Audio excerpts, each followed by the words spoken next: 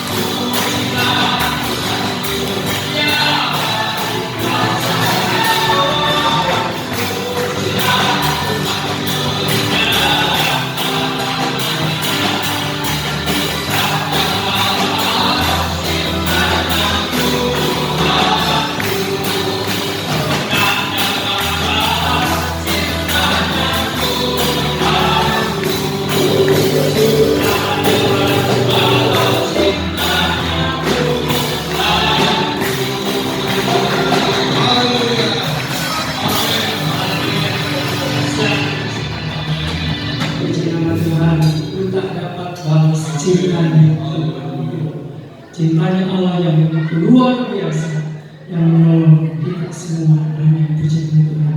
Sebentar kita mendengarkan firman Tuhan. Biar kita tetap mencintai Tuhan, kita tetap mengasihi Tuhan, kita tetap memuliakan Dia, karena hanya Dia yang merupakan sumber di atas segala. Amin. Firman Tuhan itu merupakan sumber. Firman Tuhan itu boleh menjadi kekuatan iman kita. Yang kita mengatakan bahwa segala tulisan yang ditinggalkan Allah memang bermanfaat untuk mengajar, untuk menyatakan kesalahan, untuk memperbaiki kelakuan, dan untuk mendidik kita di dalam kebenaran. Biar kita bangga mempunyai Allah di dalam nama Yesus. Di mana Yesus itu adalah sang kebenaran. Firman Tuhan mengatakan bahwa aku jalan dan kebenaran dan kehidupan, tidak ada seorang pun yang sampai kepada Bapa. Oleh sebab itu patutlah kita mencintai Dia, patutlah kita memuliakan, patutlah kita mengagungkan Dia. Dia di atas segala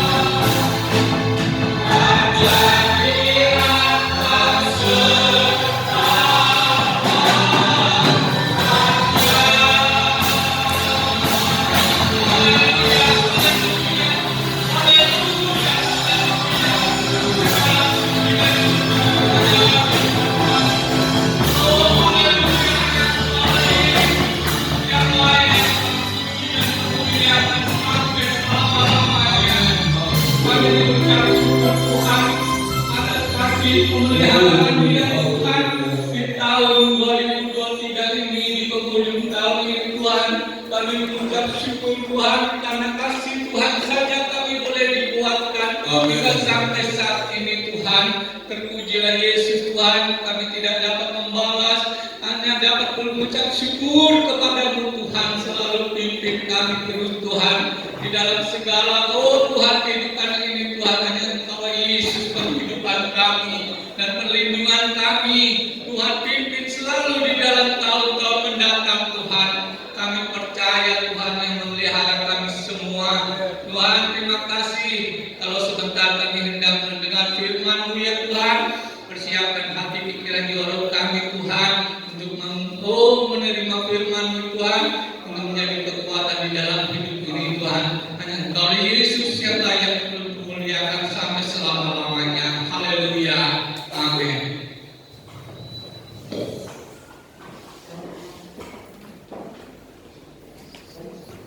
Haleluya. Puji Tuhan.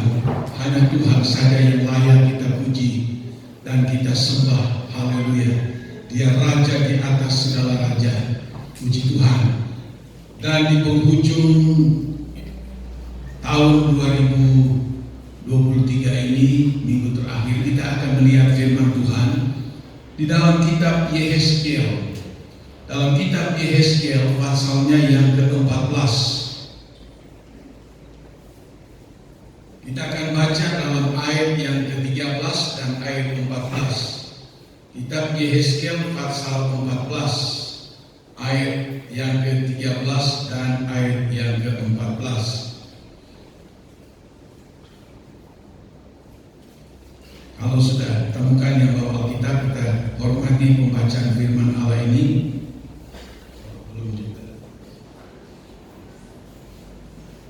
Ya, kita akan baca ayatnya yang ke-13 dan 14. 2, 3. Hai anak manusia, kalau sesuatu negeri berdosa kepadaku dengan berubah setia, dan aku mengacungkan tanganku melawannya dengan memusnahkan persediaan makanannya dan mendatangkan kelaparan atasnya dan melenyapkan dari negeri itu manusia dan binatang. Biarpun di tengah-tengahnya berada ketiga orang ini, yaitu Nuh, Daniel, dan Ayub, mereka akan menyelamatkan hanya nyawanya sendiri karena kebenaran mereka. Demikianlah firman Tuhan. Puji Tuhan, silakan duduk. Dan kembali ayat firman Allah ini diulang di dalam ayatnya yang ke-19. Dikatakan begini ayat 19. Atau jikalau aku mendatangkan sampar atas negeri itu, dan aku mencurahkan amarahku ke atasnya, sehingga darah mengalir dan melenyapkan dari negeri itu manusia dan binatang. Dan biarpun Nuh, Daniel, Ayub berada di tengah-tengahnya, demi aku yang hidup, demikianlah firman Tuhan Allah, mereka tidak akan menyelamatkan baik anak laki-laki maupun anak perempuan, melainkan mereka akan menyelamatkan hanya nyawanya sendiri karena kebenaran mereka. Ya, kedua ayat ini dikatakan oleh firman Tuhan mengenai keadaan zaman itu, zaman yang penuh dengan kejahatan dan penuh dengan dosa. Oleh sebab karena perbuatan umat-umat Allah zaman itu, mereka meninggalkan Tuhan, mereka acuh tak acuh kepada Tuhan, mereka lari kepada penyembahan-penyembahan berhala. Mereka tidak memprioritaskan Tuhan di dalam kehidupan mereka.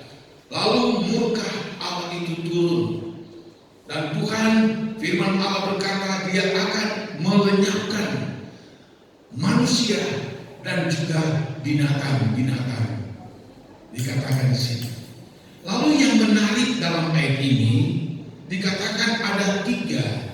ada 3 orang dan juga sekaligus sebagai tokoh di dalam Alkitab yang ditulis di dalam Alkitab bahwa andai kata semua akan dibinasakan oleh karena dosa dan perbuatan mereka, maka ketiga orang ini yang bernama Nuh, Daniel, dan Ayub, katanya mereka akan diselamatkan oleh sebab karena kebenaran yang mereka miliki. Di sini kita lihat bahwa Allah itu memonitor, Allah itu melihat setiap perbuatan kita manusia, termasuk yang ditulis ini, yaitu ada 3 tokoh di dalam Alkitab. Intinya ketiga tokoh ini, meskipun mereka berada di dalam suatu kesukaran, kesulitan, ujian yang begitu besar sekalipun, tetapi ternyata dalam ayat ini ditulis bahwa ketiga orang ini diselamatkan oleh Tuhan oleh karena kebenaran yang mereka miliki. Jadi kita tahu tidak percuma kita berbuat baik, tidak percuma kita berbuat benar di hadapan Tuhan. Meskipun kita harus membayar, membeli kebenaran itu, kita tidak menjualnya dengan harga berapapun. Karena kita tahu kebenaran yang kita miliki itu yang akan nanti meluputkan kita, yang kelak nanti akan menyelamatkan kita, yang nanti kelak membawa kita di dalam kehidupan yang abadi bersama-sama dengan Tuhan. Puji Tuhan. Nah, saudara-saudara, yang kita lihat di dalam ayat ini adalah Nuh. Apa sih yang kita lihat tentang Nuh? Kalau kita lihat secara kehidupan daripada Nuh, maka dia ini adalah orang yang begitu setia dan begitu sabar, ya, atas perintah yang diberikan oleh Tuhan kepada Nuh. Di dalam Kejadian pasal 6, di situ ditulis tentang keadaan manusia yang sudah sangat-sangat jahat. Sampai ditulis dalam Alkitab, Allah menyesal menjadikan manusia itu karena seluruh mereka hanya berpikiran jahat, menyakiti hati daripada Tuhan. Laki-laki, perempuan, orang tua, orang muda, mereka semua tercebur di dalam dosa dan kejahatan. Maka itu sebabnya Allah itu dia melihat ada satu keluarga, yaitu Nuh. Dia salah satu orang yang dilihat oleh Allah saleh, hidup benar, menjauhkan dari dosa dan kejahatan. Begitu murkanya Allah, lalu dia berkata kepada Nuh bahwa aku tidak membiarkan ini manusia hidup model seperti ini. Itu sangat menyakiti hati Tuhan. Itu ditulis dalam Alkitab. Jadi di sini kita lihat setiap perbuatan dosa umat manusia bukan saja memberontak sama Allah, bukan saja melawan firman Tuhan, tetapi menyakiti hati dari Tuhan. Ini mungkin yang seringkali tidak dipahami oleh banyak orang.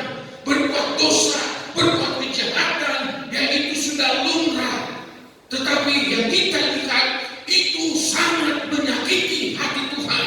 Oleh sebab sangat menyakiti hati Tuhan, maka Tuhan berkata kepada Nuh, dunia ini tidak akan selamanya seperti ini. Aku akan membinasakan umat manusia yang ada di muka bumi ini. Karena Tuhan begitu murka, karena dosa kejahatan yang sudah begitu hebat sekali. Lalu dia suruh, untuk apa? Buatlah bahtera sepanjang 300 hasta dan lebarnya 50 hasta dan tingginya 30 hasta. Kalau hasta orang zaman dulu, kalau kita orang Indonesia agak pendek. Satu hasta itu sekitar 45 cm dari siku ini sampai di jari tengah. orang Indonesia bisa 1,5 meter. Jadi bisa dibayangkan bahwa panjang bahtera itu ada 300 hasta, sekitar 150 meter panjang. Tetapi seorang dosen dari Australia, di Australia, dia seorang ahli di dalam meneliti Alkitab. Dia katakan bukan saja 150 meter panjang, tapi bisa saja lebih, bisa mencapai 180 katanya. Dan lebar dan juga tinggi 3 lantai. Dan dibuat kamar-kamar. Bisa dibayangkan pekerjaan yang akan dilakukan oleh Nuh, yang disuruh oleh Tuhan. Dan tidak sembarangan kayu yang akan dipakai, adalah kayu gofir. Lalu saya mengalihkan referensi dari gofir ini. Seperti apa kayu gofir ini? Lalu saya dapati kayu gofir ini adalah salah satu kayu yang begitu keras dan dia tahan akan air. Begitu keras kayu ini, sehingga itulah yang disuruh oleh Tuhan. Engkau akan pergi mencari pohon-pohon yang namanya pohon gofir. Lalu di situ engkau akan membelahnya itu. Lalu engkau menjadikan papan-papan dan lainnya akan dibuat balok-balok. Sebab dia akan membangun suatu bahtera yang cukup besar. Tiga tingkat. Bayangkan saudara-saudara. Kalau zaman sekarang tidak apa-apa, ya, karena ada mesin gergaji yang dipakai untuk bisa memotong kayu-kayu sebesar apapun, sekeras apapun. Tapi pada zaman dulu, lalu saya merenungkan, kok bisa melakukan ini? Saya yakin Allah hanya ingin supaya dia itu mau mengerjakannya. Dan Allah memberikan dia hikmat bagaimana memotong ini pohon-pohon besar ini. Lalu akan membelah dan menjadikan papan-papan, menjadikan balok-balok. Sebab belum ada alat yang canggih yang dipakai pada zaman itu. Mungkin 10 tahun pertama dia hanya memotong, mencari kayu gofir, memotongnya dan terus memotong 10 tahun, 20 tahun kemudian. Lalu berapa puluh tahun kemudian dia mulai memilah-milah, dia jadikan balok yang lain, dia jadikan papan yang lain. Mungkin selama 50 tahun dia mulai mengerjakan itu, 60 tahun, 70 tahun. Yang saya lihat di sini saudara-saudara, manusia itu sebetulnya bila mana dia mengerjakan suatu pekerjaan yang hari demi hari dia kerjakan itu, terus menerus dia kerjakan itu, dia itu akan menjadi capek dan menjadi bosan. Ada karyawan PNS dia berkata, aduh, bosan kerja, bangun pagi harus berangkat, sore baru pulang, begitu terus menerus selama puluhan tahun. Ini pekerjaan yang berat. Tapi Nuh, dia lakukan itu atas perintah daripada Tuhan. Saya renungkan bagaimana dia bisa membelah kayu itu dengan kayu yang begitu keras. Dia menjadikan papan-papan yang begitu rapi sehingga waktu disusun tidak gomplang sini ke kiri ke kanan, begitu rata. Sebab akan dibuat suatu bahtera yang tidak boleh kemasukan air. Dia cermat untuk bisa memilih kayu-kayu tersebut. Selama 20, 30, 40, 50, 60, 70 tahun. Seumur manusia sekarang 70 atau 80 tahun. Dia tetap mengerjakan pekerjaan yang sama. Sampai 80, 90, sampai 100 tahun. Saya pernah melihat ada film tentang Nuh. Dia mulai meramu kayu, memotong kayu. Dan di film itu Banyak sekali orang yang mengejek kepada Nuh. Itu di film. Mengejek, apaan katanya?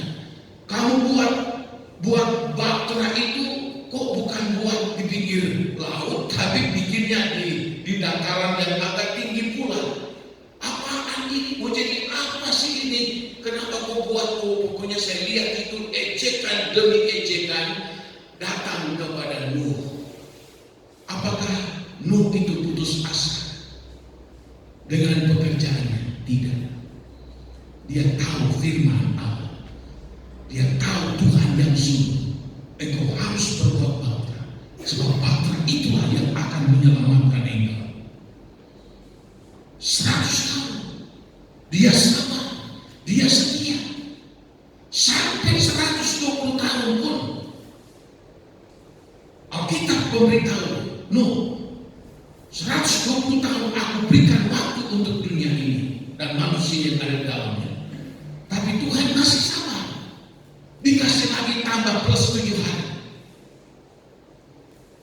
Dan semua binatang berpasangan datang. Dan segala jurusan dengan kuasa dan mujizat dari Tuhan. Lalu akhirnya masuk semuanya. Dan keluarga Nuh pun masuk. Lalu Alkitab katakan Tuhan mengunci pintu yang dibuat oleh Nuh. Dan Nuh sendiri tidak bisa membuatnya. Lalu terjadilah hujan dalam tubir terbuka dari atas. Dan begitu hebatnya banjir. Dan seluruh bumi ditutupi dengan air.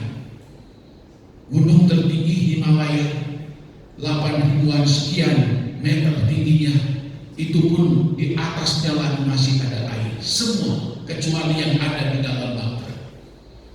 Apa yang kita lihat tentang Nuh? Kesetiaannya mematuhi akan firman Tuhan, kesabarannya dalam menghadapi masalah, tantangan, ujian yang begitu hebat yang dia terima selama 120 tahun. Ejekan demi ejekan, masalah dan masalah, dia juga masih manusia. Dia juga bekerja untuk cari nafkah. Tetapi di samping itu dia juga melakukan apa yang disuruh oleh Tuhan. Kita lihat di sini saudara, satu petunjuk yang sangat baik. Kesetiaan dan kesabaran dalam mengikut Tuhan adalah masalah yang penting yang harus kita miliki di dalam dunia, dalam hidup yang ada zaman sekarang ini. Apapun masalah yang kita hadapi, mungkin banyak godaan, banyak olokan, banyak fitnaan yang mungkin datang dalam kehidupan kita sebagai kita orang Kristen. Mungkin ejekan datang, kamu menjadi orang Kristen begini dan begitu dan seterusnya. Seperti Nuh, dia hadapi semuanya itu. Tapi Nuh tetap setia melakukan. Dia tidak bergeser dan perintahkan untuk dia lakukan. Penuh kesabaran dia lakukan semuanya itu. Sampai akhirnya hanya keluarga inilah yang diselamatkan. Sekarang ini kita hidup di tengah dunia yang penuh dengan dosa, penuh dengan kejahatan. Kita berada di tengah-tengah dunia yang masalahnya makin kacau. Tetapi apa yang harus kita lakukan? Kita lihat tokoh Alkitab yang ada ini, yang bernama Nuh. Apapun yang terjadi dalam kehidupannya, goncangan begitu hebat, tantangan, masalah yang besar, tetapi yang dia lakukan, dia hanya setia melakukan apa yang Tuhan firmankan. Dia pun penuh dengan kesabaran untuk selalu menghadapi segala godaan atau segala rintangan yang dihadapi. Alkitab mengatakan pada akhir zaman orang yang setialah yang nanti akan mewarisi kerajaan surga. Amsal 19 dan Amsal pasal 20. Di sini dikatakan bahwa kesetiaan itulah yang paling utama yang harus dimiliki oleh kita anak-anak Tuhan. Di dalam Amsal 20 berkata, banyak orang yang berkata baik, tetapi untuk mencari orang yang setia sulit.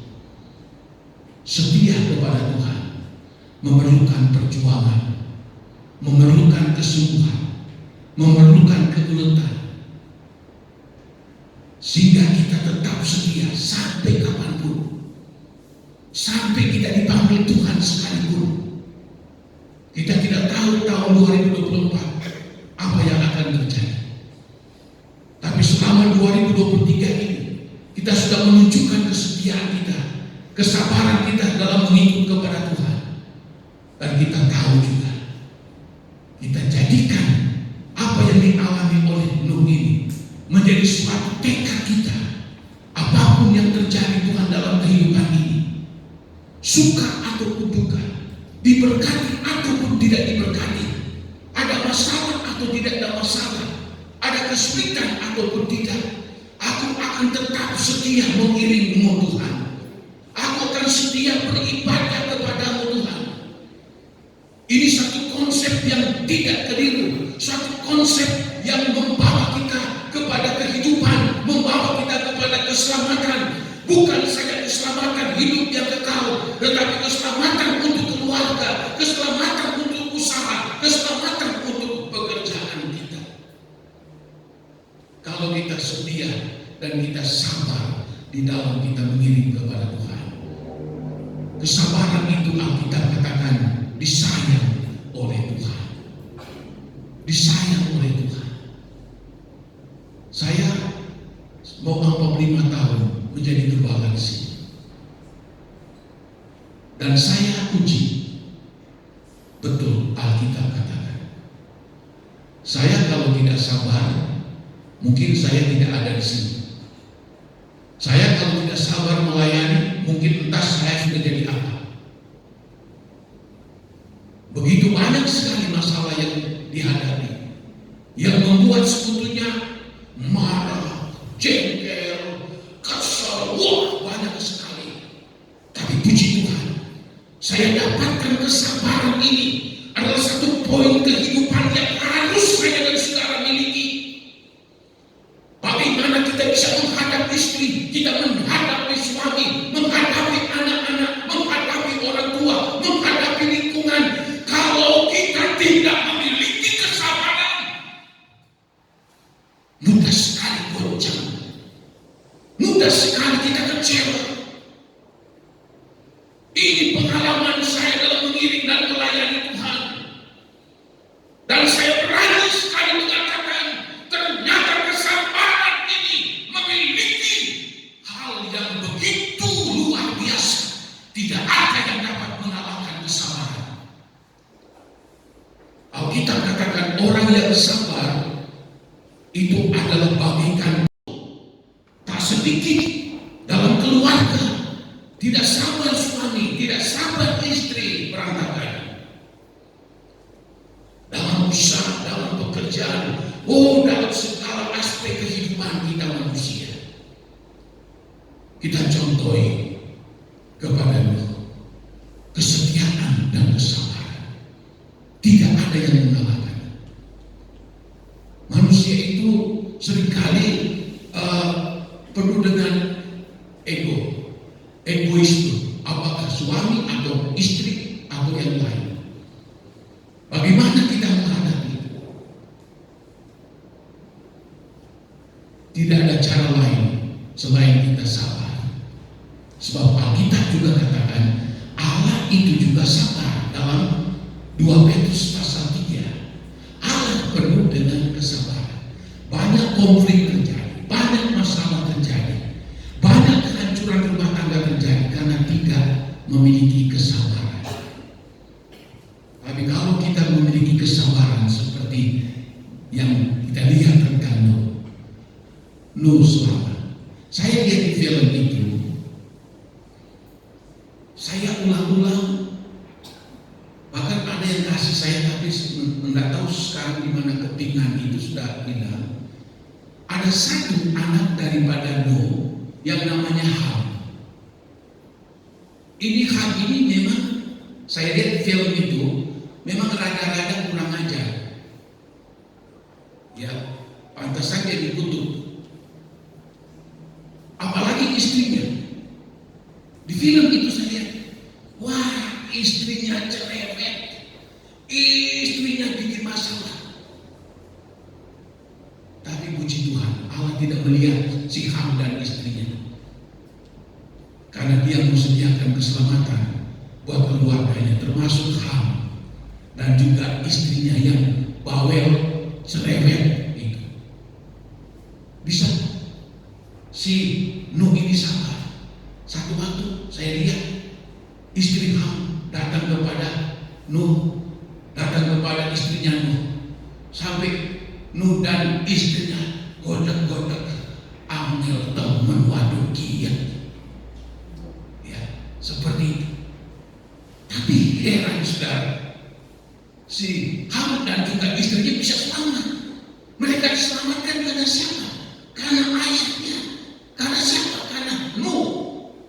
Dia pegang janji dari Tuhan. Allah melihat kesetiaan Nuh, Allah melihat kesabaran Nuh. Dan setelah reda itu air, sudah mereka bertani lagi. Memang kita lihat, memang si Ham ini kurang ajar. Akhirnya dikutuk. Ya, lalu saudara kita melihat lagi seperti yang ditulis di dalam Alkitab, yaitu adalah Ayub. Tokoh yang kedua ditulis di dalam ayat ini adalah Ayub. Cerita Ayub memang kita sudah kenal sekali, menjadi berkat begitu banyak orang Kristen dalam menghadapi ujian tantangan. Kalau kita renungkan, hebat sekali ya masalah yang dihadapi Ayub. Padahal dia itu orang yang berkarakter ilahi, orang yang baik, orang yang benar, orang yang saleh, orang yang menjauhkan diri dari segala kejahatan. Dia orang yang benar di hadapan Tuhan. Tapi Allah izinkan untuk diuji. Dan kita sudah tahu semua, 10 anaknya mati dalam satu hari. Saya ingat dulu ada satu keluarga, bukan di daerah kita ini, di satu tempat, mempunyai anak laki-laki, gagah, cakep anaknya. Anaknya ini ngotot kepada orang tuanya minta beliin motor. Awalnya orang tua tidak kasih. Bahaya ini, nanti begini, nanti begitu. Tapi anak ini ngotot untuk minta dibeliin motor. Akhirnya dikasih. Orang tuanya cukup kaya. Berapa waktu kemudian dia sudah belajar naik motor di jalan raya, dia tidak mengontrol kecepatan. Srat, tabrakan, dia mati. Apa yang terjadi? Ibunya stres. Anak yang dia sayang. Lalu begitu sedihnya ibu ini. Karena begitu sedihnya, stresnya, anaknya itu mati. Berapa bulan kemudian ibu ini jatuh sakit, lalu meninggal. Cuma anak satu, tapi resikonya kita lihat, sampai ibunya mati. Tidak tahan, karena itu anak yang mati karena kecelakaan motor. Ayub 10. Apa dia tidak gila kalau melihat semua kejadian seperti itu? Apalagi seluruh kekayaan, jumlahnya begitu besar sekali kalau dirupiahkan, habis. Belum lagi sampai di situ, dari kepala sampai di kaki penuh dengan koreng yang bukan saja gatal, tapi begitu menderita dan sakit. Apakah Ayub ini dia akan berkata, wah percuma saya ikut Tuhan, saya sudah hidup benar, hidup saleh, sungguh-sungguh. Di dalam dalam ayat 19, ternyata dia orang yang sangat banyak membantu, berkorban. Dia mungkin bisa berkata, buat apa aku sudah memberi korban persembahan yang begitu banyak kepada orang-orang?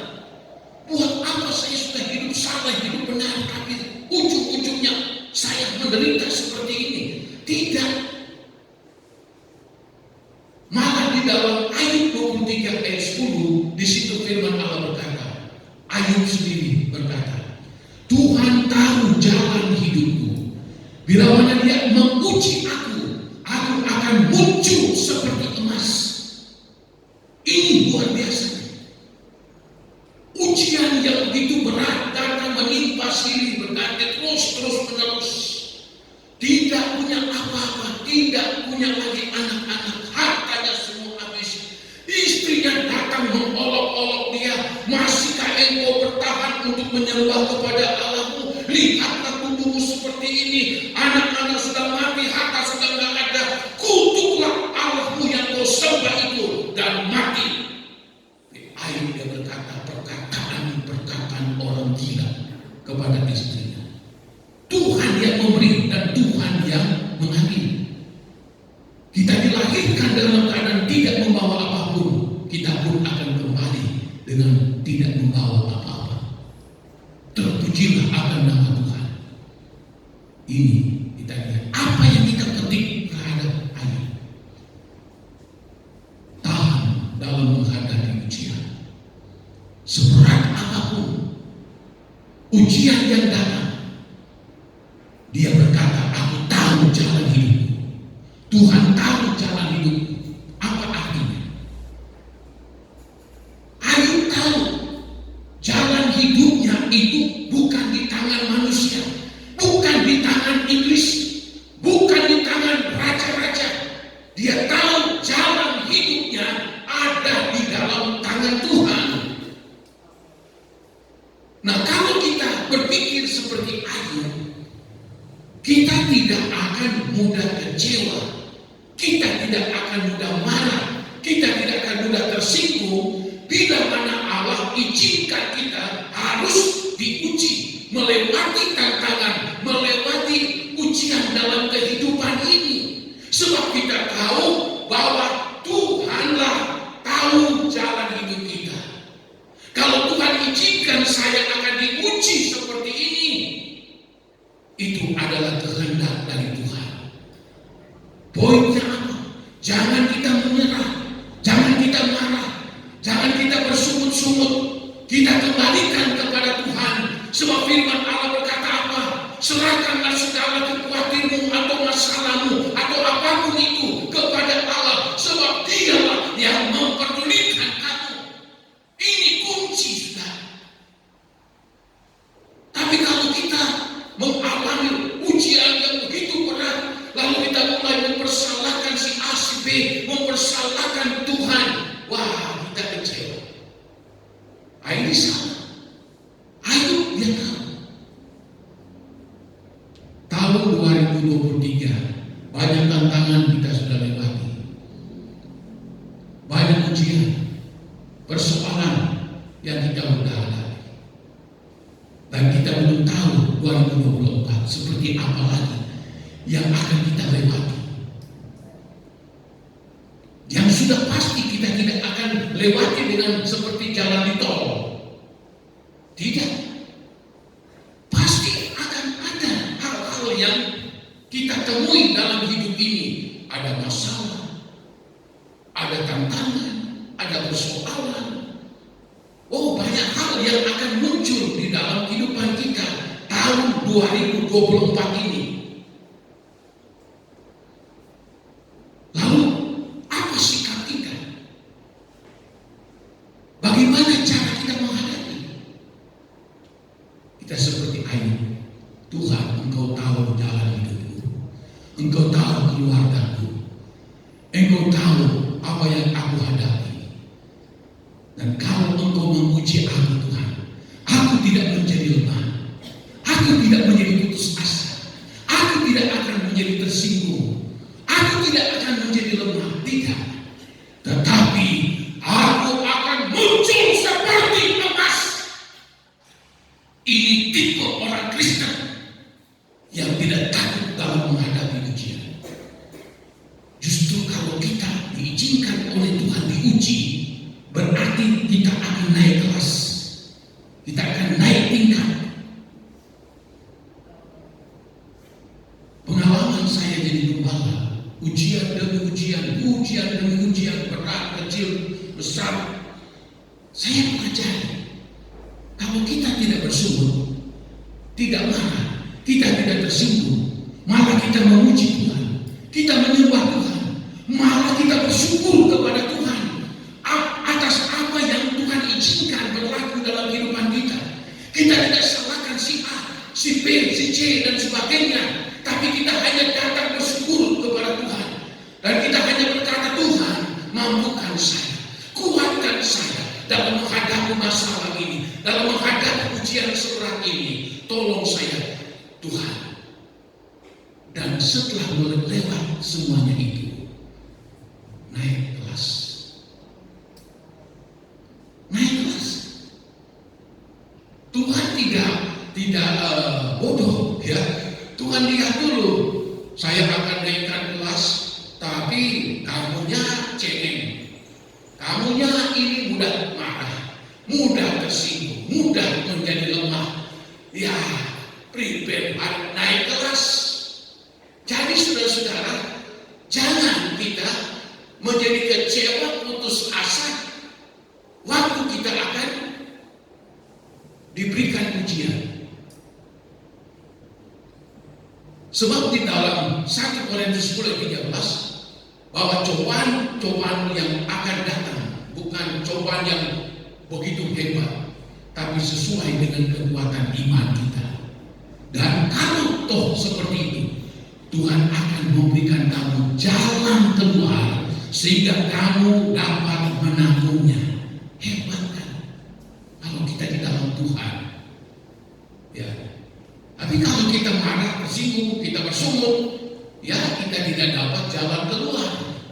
Kita berputar-putar begitu saja. Yang ada yang kecewa. Kita tidak bertumbuh di dalam Tuhan. Makanya saudara, kita ada pepatah sedia payung sebelum hujan turun. Banyak prediksi orang 2024 adalah masa yang sulit, ya. Tapi bagi saya dan saudara, mau apa yang terjadi, kalau kita ada di dalam tangan Tuhan, kita tidak perlu takut khawatir, saudara. Karena apa? Tuhan tahu jalan hidupku. Bila mana Dia memuji aku akan muncul seperti emas. Ya, jangan ada yang nanti tahun depan waktu diuji bukan emas yang muncul, tetapi apa yang muncul? Jerami dan rumput seperti dalam 1 Korintus pasal 3. Jadi saudara, kita harus contohi ayat mengenai dia begitu tahan dalam menghadapi ujian, dan begitu juga saya dan saudara. Lalu akhir hidup Ayub, dia diberkati oleh Tuhan begitu luar biasa. Lalu yang ketiga adalah Daniel. Ya, saya suka sekali belajar tentang tokoh-tokoh dalam Alkitab. Karena kalau kita belajar tentang tokoh-tokoh ini, kita akan memperoleh kekuatan di dalam apa yang mereka telah lakukan. Nah, mengenai ini Daniel, itu saudara, dia itu sangat dibenci oleh teman-temannya yang duduk dalam pemerintahan. Jadi cerita pendeknya begini. Waktu Raja Darius menjadi raja di Media Persia pada waktu itu, kerajaannya itu begitu luas. Lalu dia memilih 120 menteri untuk mengatur provinsi-provinsi yang begitu luas di dalam pemerintahan kerajaan Media dan Persia. Lalu dalam 120 menteri ini ada lagi yang di atasnya, yaitu 3 orang, yaitu salah satu dari 3 orang ini yang namanya Daniel. Dan di atas 3 orang ini itulah raja. Lalu 120 menteri ini ditambah dengan temannya 2, begitu iri, benci, tidak suka kepada Daniel. Karena apa yang disuruh ditugaskan oleh raja, dialah yang selalu berhasil. Dialah yang selalu menyelesaikan tugas dengan baik sekali. Bahkan di dalam Alkitab ditulis, raja sudah berikhtiar, raja sudah berencana untuk mendudukan Daniel ini di bawah raja. Jadi raja di bawahnya Daniel, di bawah Daniel ini 3 menteri, lalu di bawah 3 menteri 120 menteri. Kedengaranlah itu kepada semua menteri-menterinya. Mereka marah, benci, cemburu. Lalu mereka bersepakat, mereka berunding, ini menteri-menteri, karena saking irinya kepada si Daniel. Kita katakan dia kelewatan, dia disayang oleh raja, dia bijaksana. Lalu mereka cari kesalahan Daniel. Mereka tidak menemukan kesalahan, karena Daniel itu benar, jujur, pintar. Lalu muncul satu ide. Setelah mereka pelajari tentang Daniel, mereka temukan apa? Daniel ini orang yang rajin berdoa sama Tuhan. 3 kali dalam 1 hari dia berdoa kepada Tuhan. Lalu mereka itu runding bersama. Lalu mereka berkata, ini kita akan jadikan masalah, yaitu kita akan datang kepada raja dan akan berkata kepada raja, Tuhan raja yang mulia dan hebat ini, 30 hari atau 1 bulan, perintahkanlah kepada seluruh rakyat jajahan Tuhan, tidak ada seorang yang menyembah ilah lain atau Allah selain datang menyembah kepada Tuhan Raja. Tuhan Raja ini sudah mabok di sanjung. Dia tidak tahu ini adalah jebakan. Tuhan Raja, oh begitu ya, 1 bulan ini mereka sudah lihat ini yang akan menjatuhkan Daniel. Sebab apa? Daniel memiliki prinsip yang kuat, memiliki komitmen yang begitu kuat. Apapun terjadi, mau sibuk, mau apapun itu, sehebat apapun acara, dia tetap 3 kali sehari berdoa kepada Allahnya. Lalu setelah raja mengiyakan, mereka katakan apa? Tuhan Raja, meteraikanlah ini di dalam suatu meterai supaya tidak dirubah-rubah. Raja iya saja. Lalu begitu diputuskan, mulai hari ini sampai 1 bulan ke depan semua akan berdoa dan menyembah kepada Raja Darius namanya. Mereka ini 120 menteri, 3 menteri yang di atas mereka sudah siap-siap. Alkitab berkata begini dalam Daniel pasal 6. Ketika Daniel mendengar berita itu, bila mana ada yang tidak menyembah Darius Raja, dia akan dimasukkan ke dalam goa singa. Daniel waktu mendengar itu, apa dia takut? Tidak. urungkan niatnya untuk datang bersekutu dengan Tuhan? Apa dia khawatir jabatan yang dia miliki nanti akan hilang? Apakah yang dia dapati selama ini nanti semuanya akan hilang? Tidak peduli. Mau jabatan, mau kekayaan, mau gaji sebesar apapun, tidak. Dia punya prinsip berdoa, berdoa, berdoa. Itu suatu hal yang sangat penting bagi Daniel. Dia tahu dengan doanya kepada Tuhan, Tuhan memberikan dia hikmat marifat di dalam menjalankan pemerintahan Raja Darius. Dia tahu dengan doa kepada Allah memberikan kekuatan batin dalam kehidupannya. Dengan doanya kepada Allah, dia diberikan oleh Tuhan sesuatu kehikmat, kepintaran yang dia butuhkan dalam menjalankan pemerintahan.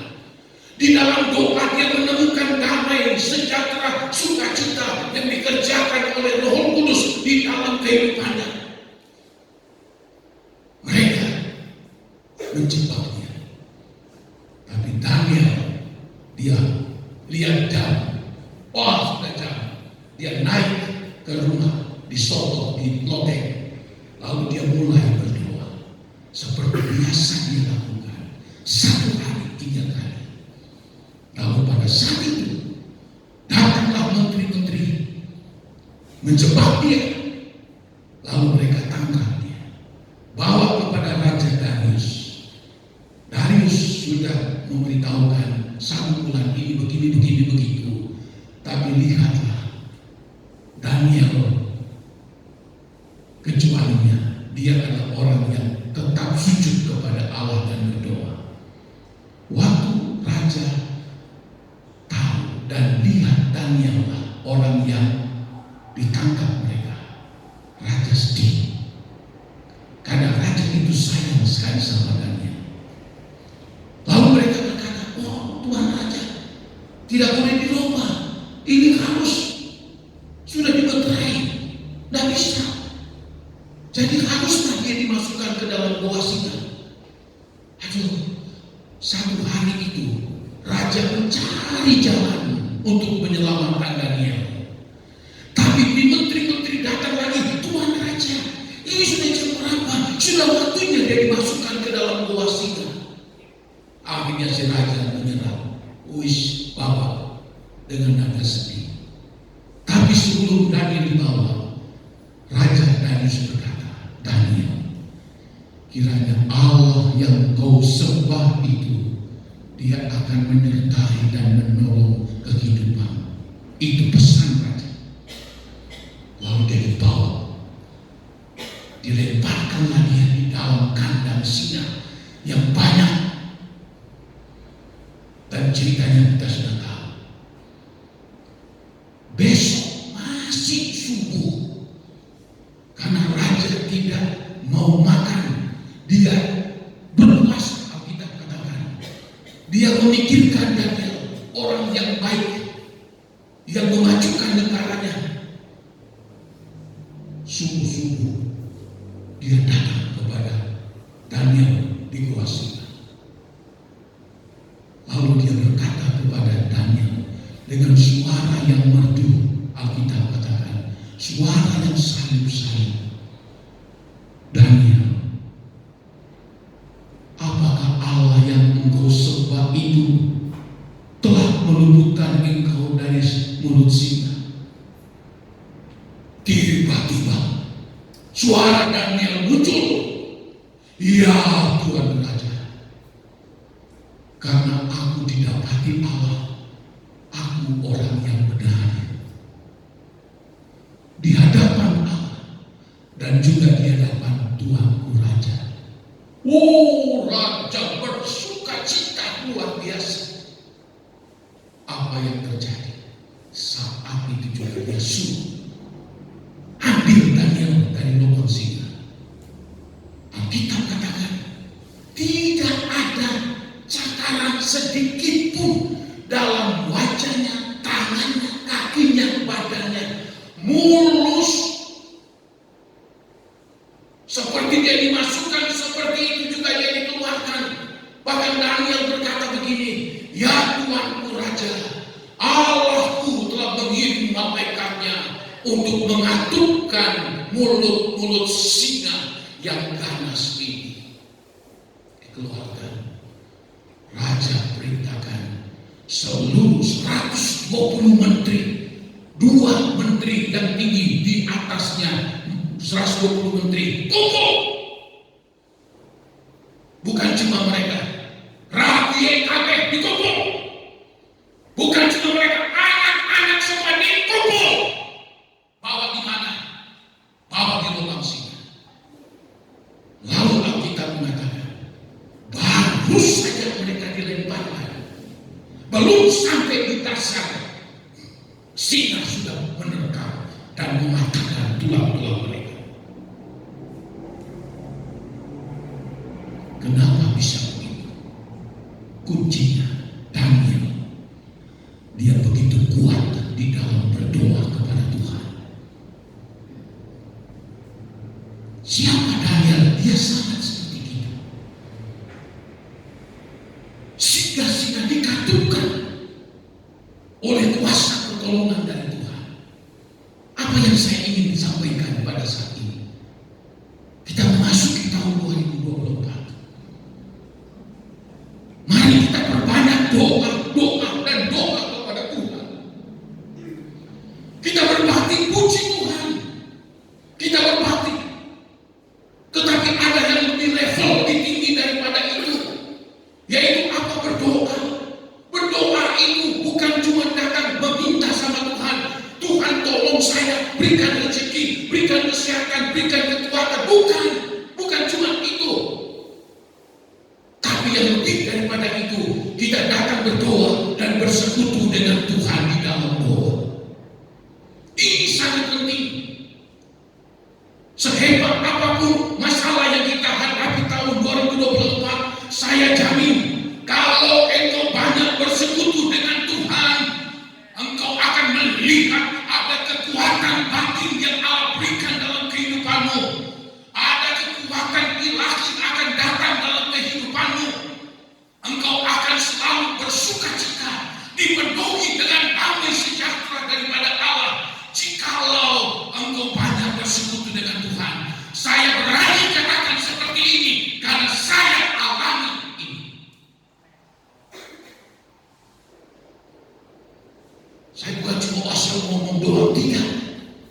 Saya alami betapa dahsyatnya kalau orang Kristen, anak Tuhan, hamba Tuhan, dia banyak berdoa, banyak bersekutu di dalam Tuhan. Jangan kita pikirkan secara sempit doa itu doa makan, doa bangun pagi, doa mau tidur, doa di gereja, itu kecil. Tapi kalau engkau berdoa, bersekutu dengan Tuhan. Pak, kalau orang berdoa, minta rezeki, minta sehat, bangun pagi, mau tidur, itu paling 5 menit juga sudah panjang. Kami bersekutu dengan Tuhan 1 jam, 2 jam, engkau bersekutu dengan Tuhan. Apa yang terjadi saudara? Engkau merasakan batinmu diteguhkan, dikuatkan. Engkau merasakan ada damai sukacita Allah. Rasa takut dan khawatir hilang. Kenapa? Ada kekuatan ilahi, ada kekuatan Roh Kudus ada di dalam kehidupanmu, sehingga engkau akan bisa hadapi semua masalah dengan siapa? Bersama dengan Tuhan. Kita lihat bagaimana si Daniel ini. Doanya telah membuat singa-singa terkatup mulut. Kita dikelilingi oleh singa-singa. 1 Petrus 5 ayat 8. Berjaga-jagalah kamu, karena iblis bagaikan singa yang mengaum-ngaum untuk apa? Menelan saya dan saudara. Kita keluar, sudah ada singa. Dia mengaum-ngaum, mencari-cari siapa yang dapat dia lulur, siapa yang dapat dia terkam. Kita tidak lihat dengan mata kita, tapi mata rohani. Kita dikelilingi oleh singa-singa yang ganas. Itulah iblis dan roh-roh jahat, roh-roh setan. Engkau tidak akan sanggup hadapi itu. Iblis ketawa. Kita hadapi dengan kekuatan kita, pengalaman kita, dengan uang kita, dengan apa yang kita miliki. Iblis tidak perlu. Tapi iblis takut. Bila mana kita bersekutu dengan Tuhan, ada roh Allah di dalam diri kita. Allah ada di dalam hidup saya dan saudara. Iblis mendekat pun takut, bagaikan singa-singa tidak berani mencakar Daniel. Begitu juga saya dan saudara. Hidup 2024 makin sulit, makin susah. Tapi kalau engkau banyak bersekutu dengan Tuhan, di sini ada hari Jumat, ada puasa, lalu sore ada ibadah doa dan firman Tuhan. Hari Sabtu malam minggu ada juga doa. Ini kalau engkau pengen kuat, engkau pengen mampu menghadapi semua segala situasi hanya dengan doa. Boleh engkau berdoa juga di rumah. Memang seringkali ada di rumah, boleh, tapi seringkali saudara kita kurang fokus. Jumat datang bersekutu, menikmati hadirat Allah. Roh Allah memenuhi kita, merasakan kekuatan baru. Itu penting sekali dalam kehidupan ini. Saudara-saudara, 3 contoh yang sudah disampaikan. Nuh berhasil. Kita lihat, apalagi Ayub berhasil semua melewati masa sulit. Daniel melewati masa yang sukar. Dia mampu melewati. Bagaimana kita? Tahun depan kita akan diterpa dengan berbagai masalah. Apakah kita kuat? Apakah kita seperti Ayub, seperti Nuh, seperti Daniel? Tuhan kiranya menolong saya dan saudara. Saya yakin firman Allah ini dapat memberikan suatu pencerahan untuk kita. Mari kita banyak mendekatkan diri kita kepada Tuhan. Jangan engkau pikir berdoa itu membuang waktu. Memang juga saudara, di mana-mana kalau ibadah doa itu tidak banyak. Di mana-mana itu anggap doa itu musuh iblis itu. Musuh paling besar iblis kepada umatnya apa? Berdoa. Sebab dia tahu kita berdoa bersekutu dengan Tuhan, menghadap langsung Tuhan. Iblis marah dan tidak suka. Makanya banyak orang yang ayo doa di gereja. Aduh, lagi ini orang kiri. Oh, banyak saja alasannya. Tapi saya yakin firman Allah ini dapat memberikan pencerahan untuk kita. Kita banyak berdoa menghadapi tahun-tahun yang penuh dengan kesukaran, kesulitan. Tuhan memberkati kita masuk di dalam doa. Haleluya.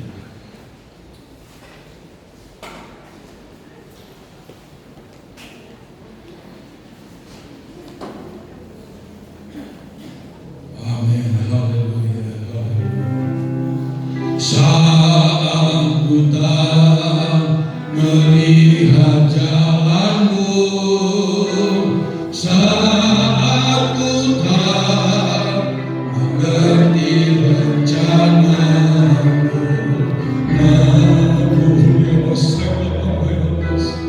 bahkan janjimu berharapanmu hanya saat ku haleluya. Saat ku tak melihat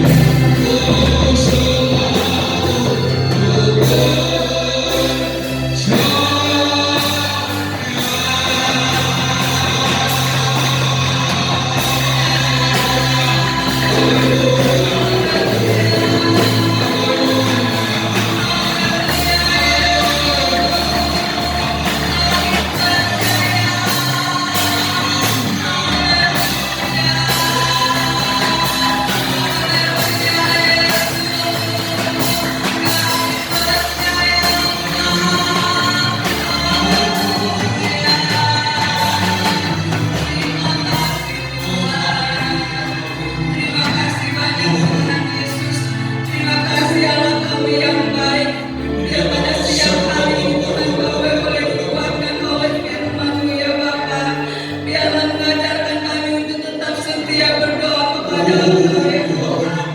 Karena kekuatan Tuhan itu luar biasa dalam kehidupan kami ya Tuhan.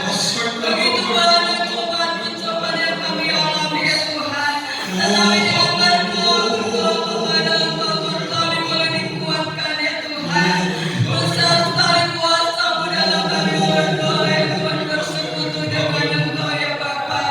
Di mana kami diajarkan Tuhan supaya kami jangan bosan-bosan untuk berdoa bersekutu dengan Engkau ya Tuhan. Memang berat ya Tuhan, oh Tuhan dalam kehidupan ini. Tapi kalau kami percaya sungguh-sungguh kepada Engkau, tidak ada yang tidak mungkin, tidak ada yang mustahil bagi Engkau ya Tuhan. Hingga pada akhir minggu yang terakhir di tahun 2000 ini ya Tuhan, kami boleh berkumpul di rumah-Mu ya Tuhan. Kami boleh bersekutu memuji memuliakan Engkau. Kami boleh mendengarkan firman-Mu. Ini semua adalah anugerah Tuhan luar biasa dalam kehidupan kami ya Tuhan. Terima kasih banyak Tuhan Yesus. Memberkati mengurapi terus hamba-Mu ya Tuhan. Pakai hamba-Mu, beri teruskan kekuatan, kesehatan, hikmat yang daripada Engkau saja ya Bapa. Biar kami jemaat-jemaat-Mu terus dapat menerima akan berkat-berkat rohani yang daripada Engkau ya Tuhan. Terima kasih Tuhan Yesus. Sebentar kami akan berkorban, biar Tuhan memberkati setiap korban persembahan kami, baik jemaat Tuhan juga yang akan membalikan milik Tuhan. Tuhan berkati. Oh Bapa